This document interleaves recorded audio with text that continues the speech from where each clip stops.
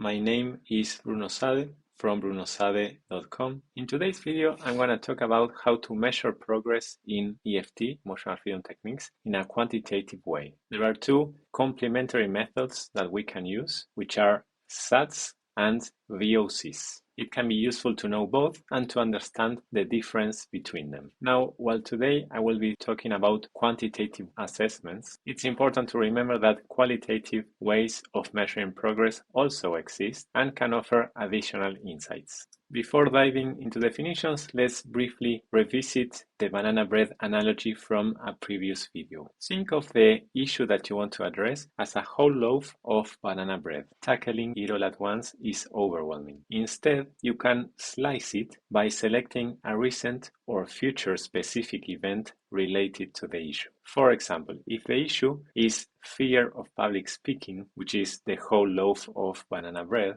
a specific event or slice might be next week's presentation at work. So let's define SUDs and VOCs. SUD stands for subjective units of distress, a 0 to 10 scale used to measure the current emotional intensity associated with a specific event. We can't generally tap away our anger, but we can lessen the anger that we feel in particular situations. VOC, on the other hand, stands for Validity of Cognition, or in simpler terms, how true does this feel right now? Usually, we use a 0 to 100% scale to measure this. And this is used to measure the overarching issue or the whole loaf of banana bread. Now, let's see how we can use SUDs and VOCs in practice. After tapping on one or two specific events that are relevant to the issue at hand, you may notice an improvement in your VOC scores. For instance, if you previously felt that "there's something wrong with me" was